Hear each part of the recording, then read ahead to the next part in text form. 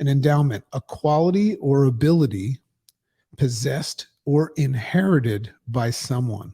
So that's very, very interface response system, very, very rise up with Dragon is the idea to assess what you perceive is your endowment. All of these things that we're getting outside in can very often create what we can call an endowment. It's like what we have.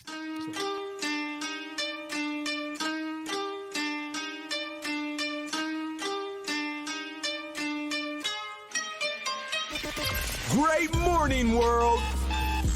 Welcome to the Rise Up with Dragon podcast with your host, Dragon!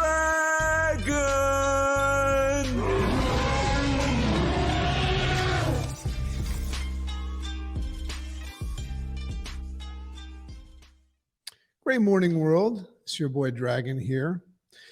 Kind of feeling like Robin Williams from Good Morning Vietnam today. Like I feel like I should introduce myself like that.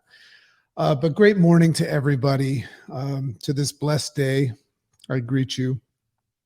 And welcome to another edition of the Rise Up with Dragon podcast. So as a reminder, it is the goal of this podcast to remove the blindfolds of your programmed mind and widen your field of consciousness so that the full spectrum of your great potential becomes available to you. We do this with our podcast, weekly blog called The Dragon's Lair, One from the Vault, and you're on our upcoming online courses and books. Welcome to another edition of the Rise Up with Dragon podcast. Today's episode is called Endowment, and you are going to love it, I hope. So just a little bit of a coming soon section. A lot of interesting things going on in life, and I just want to keep people abreast because we have a lot of exciting stuff coming up in the world of chickens, dragons, and duckies. So first of all, coming soon, our little girl is coming here in December. So we just found out this is a 2-year process, and for those of you that know my dream story about finding my chicken and then this little blessed little girl that is going to be our daughter real soon. We've been working real hard and, using the interface response system to respond effectively to all of the challenges. I've been talking to a lot of people about, how winning is just about how we respond to challenges and adversities and things like that. And God, it's like when I reflect back on what we've been through over the past couple of years, whether it was the pandemic or just laws and just all these adoption things and money and letdowns and letdowns and letdowns and letdowns, I find myself 2 years later, not only fully engaged in it, but more engaged than I've ever been. So of course we won. Of course we won at that. We never put a time limit on how long we would fight to get our daughter. So coming soon, Ducky. So you're going to see her. She'll be on the podcast. She'll be all over. Also really excited that the 15 days of discipline that I've been talking about for a long time is actually now is under production. So for all of you that subscribe to my newsletter, and you can, it's our weekly blog, but it also comes up with all the new stuff. If you subscribe to our newsletter at riseupwithdragon.com, click on blog, you'll not only get the newsletter, but you'll get signed up to receive the free version of the 15 Days to Discipline, which you're going to love. It's awesome. And then it'll be attached to an online course if anybody wants to deep dive in that. So that's actually happening now. And of course, we've got our books, and I say books because not only is the book coming out, but another book is already in the making. Awesome clothing line coming out. We're partnering with some really, really smart people, and you're going to love. It's not dragon clothing or anything like that. It's something even cooler than that. And we also right now are in the process of creating NFTs. We're getting into the NFT space. So the Rise Up with Dragon podcast is going to be launching into the metaverse very, very soon, and very, very controversial, which is why I'm interested in it. I speak a lot about, this concept of how, we're very, very close, if not already there, to not be able to differentiate the difference between what you and I call reality and what actually is reality, right? We're at a place now where we kind of know that there's technologies out there that VR glasses and things like this that can take us to a world that is so real. These kids live in Minecraft. They live in these other alternate universes, like Fortnite and stuff like that. So we're not too far away from living in that world. Like, our kids are actually going to get bored with what you and I call reality and want to go home to their reality. So is that a good thing or is it a bad thing? I'm discussing this in Clubhouse. I'm bringing up this concept of the metaverse. By now, you should have heard that Facebook is actually changing its name to Meta. And I mean, it's just, imagine you're part of that. You're around right now when the almighty Facebook, billions served, is changing its name and its whole brand to Meta because it's moving into this thing called the metaverse. Very, very interesting, attached to NFTs and cryptocurrency and all of that stuff. So on the Rise Up with Dragon podcast, we're going to move into the metaverse as well. I've always kind of felt like I was from the metaverse, like visiting this planet. As a matter of fact, most of my rise ups, I would venture to say, have been messages that I've received. We used to call it the universe, right? Universal intelligence, but we're at a place now where we're calling it the metaverse. So very, very controversial, very exciting. Knowing that we're all going to die sometime, I'm excited to experience everything. So welcome to another edition of the Rise Up with Dragon podcast. A little bit of a long intro today, but we're going to get into it now with the endowment. So just stop for a second and think about what an endowment means. If you receive an endowment, if you have an endowment, think about what it means to you. So I looked it up, and I always do research just, because I'm always in the process of writing my book. And whenever I hear a word in my journaling process or in my reading or in my listening, in my observance, I heard the word endowment, and it just made me stop and think. And that's where my rise ups come from, is I do a little bit of research and I just start writing about how I interpret it. And here it is. So an endowment, a quality or ability possessed or inherited by someone. So that's very, very interface response system, very, very Rise Up with Dragon, is the idea to assess what you perceive is your endowment. Because we talk a lot about the fact that if you've inherited something, so we're saying it's an ability or a quality that you possess or have inherited by someone or something else. We talk a lot about mother, father, teacher, preacher, our programmers, and now the society and the news and the stuff we're consuming. You're consuming this right now. Who knows what we're going to consume on the metaverse? But all of these things that we're getting outside in can very often create what we can call an endowment. It's like what we have. So let's get into this. So what concepts, this is my question, what concepts and habits have you been endowed with? So when you look in the mirror, you can look at yourself, but I'm talking about like when you're in observation of yourself and you're kind of assessing like your skills, your abilities, your thoughts, your feelings, your reactions, all that stuff. It's interesting to look at them as things that you have been endowed. Because when you at the moment you realize that it's an endowment, what happens is you recognize that it might not actually be yours. It might be something you received, like an inheritance from somebody else. I've got an interesting story of family and stuff like that. And there's always been this pending inheritance that our family was or is supposed to receive. That never excited me. And I think the reason why is I never felt like it was mine. So in that sense, the concept of an endowment or an inheritance, not exciting. But I think for the most part, because our brains operate at 95% subconscious capacity, we're very often, because of what we consume, we're endowing, right? We're receiving this endowment from all of the consumption that we do. So taking this step of recognizing what you've inherited from your programmers is a very big one, as it both helps you make sense of what it is that you think, say, and do, as well as open up a conscious window to the fact that they are not necessarily your ideas. So step back and breathe that in for a second. The first step is to recognize that you have something, this endowment. and you can interpret it in so many different ways, right? And we don't want to move below the line out of responsibility and blame others for what they've done to us, right? We're always looking to see why we receive things, how they happen for us. So you may not voluntarily be moving through this life experience. You may not voluntarily be moving through this life experience. And what I mean by that is you might be moving through this life experience and connected to your endowment involuntarily, but not knowing it, unconsciously, involuntarily moving through this process, thinking that you know what you're doing, but it's really something that you've been taught. So I speak a lot about, I'm so fascinated with artificial intelligence, which is a very important thing to consider. So we're at the point where artificial intelligence, and I spoke about this just before, and normal intelligence, so think about the difference between artificial and normal, are not easily differentiated. Elon Musk talks a lot about this, how we're so close to not knowing the difference between the two.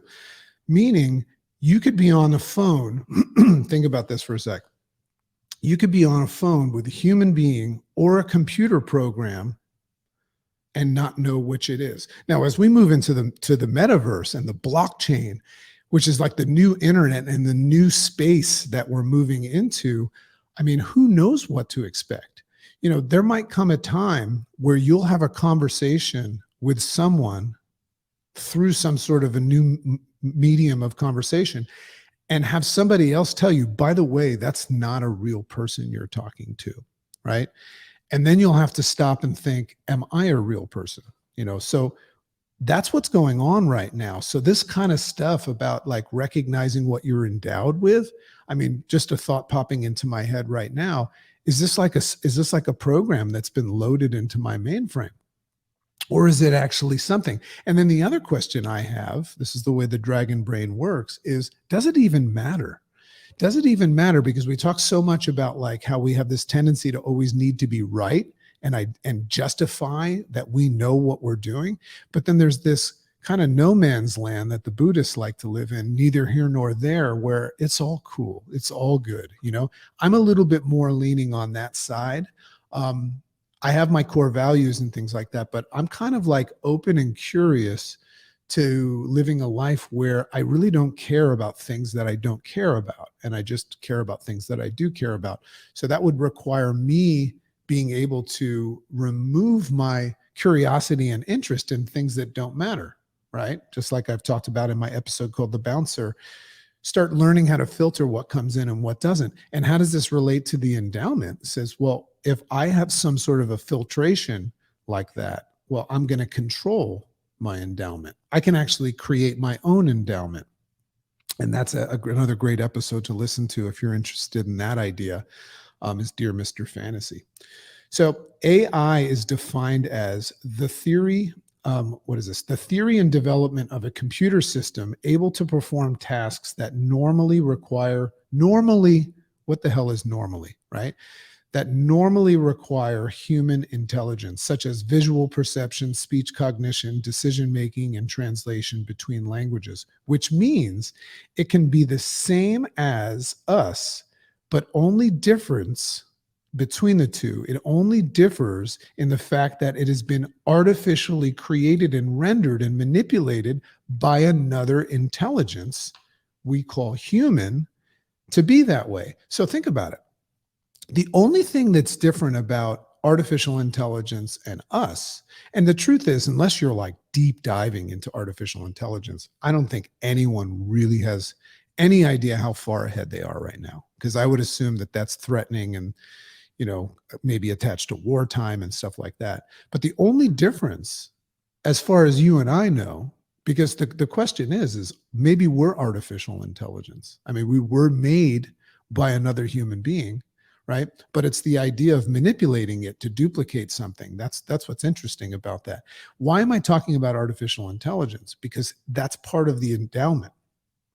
Whatever it is that you consider intelligence, whether you call it artificial or not, it's interesting because there really is not that much different except for this word artificial, right? And now we're 3D printing tissue and things like that. So what is not artificial? And have you ever found yourself acting artificial, right? So my question is this.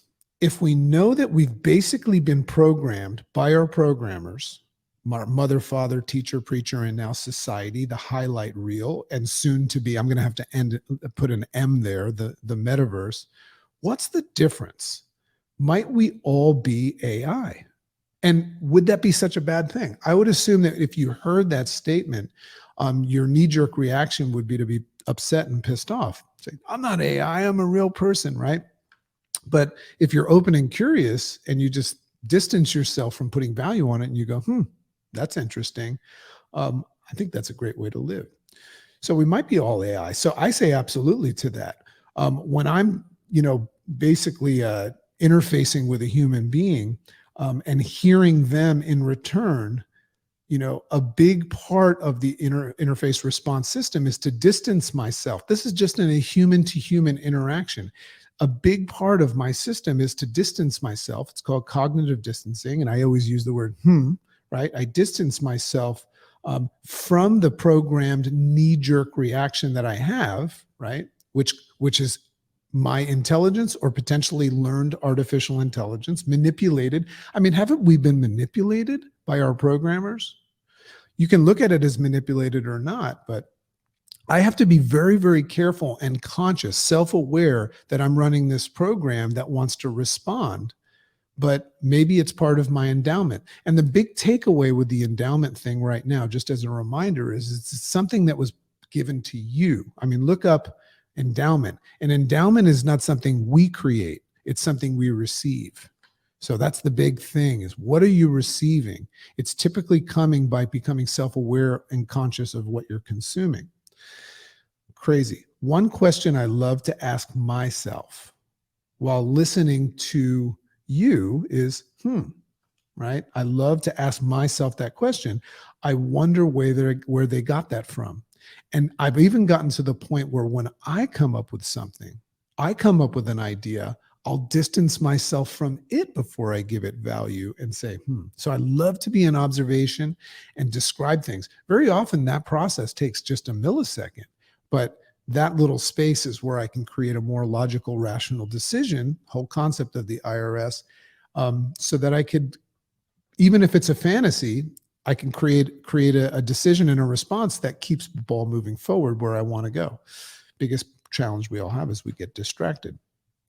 So where was this concept? That's the idea, is where were these things endowed from? And this helps me do two things. So when I'm in that self-aware conscious state, it helps me do two things. So that's that space. It helps me diffuse the idea that there is an intention behind the person's words, or something, let's say it's not a person. Let's say it's just something that happens. Very often we'll put a value on it, like, why me? Why is this happening to me? I'm unlucky, and things like that. So if I slow the process down and I think about this concept of how I'm just here to either receive or reject things that will create my endowment, I always stop. I'm going to stop here for a second and just wonder, do you guys understand what the fuck I'm talking about? I love when I get feedback, and I get a lot of feedback. I would assume that the people that listen to my podcast are seekers, seekers of the healthier, happier, and wealthier. But I'm always wondering and curious if what I'm saying makes sense, if our brains are in alignment. My buddy Jim Quick put a picture. This is really cool. He put up a picture. He's got a great Instagram account. Just go follow him at Jim Quick, author of best-selling book Limitless. He had a picture of a cartoon of two heads together and showing how their brains were melded together. So part of that is like, are we connecting? But also we also have to be cautious and careful who we're allowing in our brains, right? And stop and say, is this helping me or hurting me? So I hope I'm helping you. So anyway, we can diffuse the idea that there's an intention behind their words or the event that's meant to harm me or prove me wrong, right? Very often that's what we do. We put a value that it was an attack or something like that. And what's interesting about the way the human brain works is you actually have no idea what their intention is. You just make an assumption with your programmed analytical mind that you know what the intention was. And it's much easier and way more palatable to create a simple reaction like anger, frustration, and confusion and things like that. The harder thing to do, which is also available to all of us, is to get curious. And in my book, I talk about it. It's called holographic vision. Take a walk around it, look at it from all angles. You know what's interesting when you do this? Like 9 out of 10 times, you realize that the event or the thing that the person said has nothing to do with you. Here's what happens.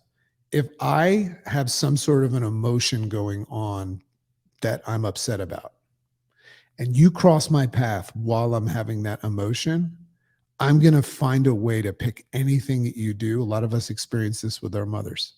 I'm going to find a way to pick anything that you do and blame you for my mood. And the reason why is our emotions and our moods and the part of our brain that actually has the response, they're not like touching each other all the time. They're connected, of course, but very often we take the easy way out, and that's the knee-jerk reaction: fight, flight, or freeze. What I'm saying is slow the process down before the endowment is created and received, and just look at it and say, and make that decision of whether or not you want to touch heads with that person, or whether or not it has anything to do with you. It's like I love the idea of just looking at, I pull up that thing that Austin Powers used to say, that's not my bag, baby. That's not my bag, baby. Or you can just like turn the into a okay, you're fucking crazy. Move into a place. So this is what happens when we slow things down. It also helps us move into a place of curious compassion, curious contention and compassion, right?